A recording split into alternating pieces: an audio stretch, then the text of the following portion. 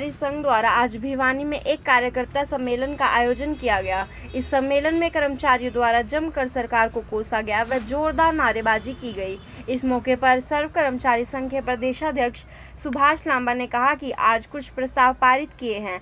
हरियाणा सरकार ने कौशल रोजगार निगम का गठन किया है। इसका लक्ष्य है कि डीसी रेट की कर्मचारी को कभी पक्का न करना पड़े। मैं सुभाष लांबा, सर्व कर्मचारी संघ हरियाणा का प्रदेश अध्यक्ष और बिजली की जो all Haryana power corporation worker union है उसका प्रधान हूँ। आज ये जो कार्यकर्ता सम्मेलन का आयोजन किया गया है, इसमें कुछ प्रस्ताव हमने पारित किए हैं। हरियाणा सरकार ने हरियाणा कौशल रोजगार निगम का गठन किया है। सबसे पहले तो जो हितधारक हैं, यानी कि जो डीसी रेट कॉन्ट्रैक्ट का कर्मचारी है, उसके प्रतिनिधि जो हम हैं, हमारी ये मांग ही नहीं थी, उसके बावजूद जबरन ही हमारे पर थोप दी गई। इस पे हमारा ये कहना है कि ये जो मंशा है सरकार की और जो डायरेक्शन जारी की है सरकार ने, इस कौशल रोजगार निगम का जो लक्ष्य उद्देश्य है, उसमें जो डीसी रेट कॉन्ट्रैक्ट का कर्मचारी है वो पक्का ना करना पड़े, समान काम समान वेतन ना देना पड़े, सेवा सुरक्षा प्रदान ना करनी पड़े, इसको ध्यान में रखते हुए किया गया है। और दूसरा, सरकार के आर्थिक बोझ को कम करना इसका उद्देश्य है। सरकार का आर्थिक बोझ कम कैसे होगा? जब अनुबंध कर्मचारी को पूरा वेतन ना दिया जाए। और दूसरी तरफ जो हरियाणा कौशल रोजगार निगम में जो पद आएंगे, जो भर्ती होगी, उन पदों को समाप्त कर दिया जाएगा। अर्थात जो यूथ नौजवान है वो नौकरी मिलेगी सरकारी, उसके अवसरों को भी समाप्त करेगी। और इसका संवैधानिक क्या दर्जा मालूम नहीं, लेकिन असेंबली से, स्टेट असेंबली से ये पास नहीं है। इसलिए हम कह रहे हैं कि कौशल रोजगार निगम को भंग करो और डीसी रेट कॉन्ट्रैक्ट का जो कर्मचारी है, इनकी सेवाओं को पक्की करो। पक्का होने तक समान काम समान वेतन और 58 साल तक की जॉब सिक्योरिटी इनको दी जाए, एक बात। दूसरी, पुरानी पेंशन बहाली का मामला है। हमारे माननीय मुख्यमंत्री जी बोलते हैं एनपीएस, नेशनल पेंशन सिस्टम, जो नई पेंशन पॉलिसी है वो बहुत बढ़िया है। तो हम आपके चैनल के मार्फत से सरकार से, माननीय मुख्यमंत्री जी से कह रहे हैं कि अगर एनपीएस इतनी बढ़िया है तो आप क्यों नहीं ले लेते?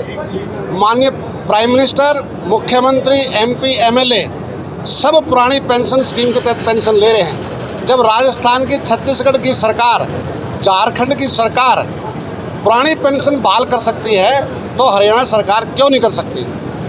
तीसरा, प्रदेश में वर्कलोड और आबादी के हिसाब से लगभग 8 लाख से ज़्यादा पद खाली पड़े हैं। और दूसरी तरफ बेरोजगारी में हरियाणा नंबर 1 है।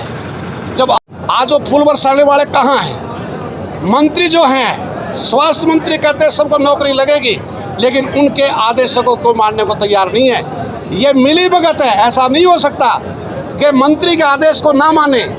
मंत्री चुप्पी क्यों साध रहे हैं? उन्होंने कार्रवाई करनी चाहिए कि जो कोविड में जो लोग लगे थे उनकी वापस सेवाएं आए। इसके अलावा भी 613 कर्मचारी, ठेका कर्मचारी, स्वास्थ्य कर्मचारी हैं, उनकी नौकरी बहाली की भी मांग हम कर रहे हैं। धन्यवाद। आम आदमी पार्टी के यूथ विंग ने आज लघु सचिवालय में उपायुक्त के माध्यम से प्रधानमंत्री के नाम ज्ञापन सौंपा। इस मौके पर आप पार्टी के पूर्व जिला अध्यक्ष ने कहा कि जब से बीजेपी सरकार आई है, युवाओं को अनदेखा कर रही है और कर्नाटक में जो भगत सिंह का चैप्टर पाठ्यक्रम से हटाया गया है, वह उसका विरोध करते हैं। पूर्व जिला अध्यक्ष आम आदमी पार्टी भिवानी, आज का जो हमारा यूथ विंग का जो प्रोग्राम जो था, हमने ज्ञापन दिया है डीसी साहब के माध्यम से राष्ट्रपति और प्रधानमंत्री महोदय के।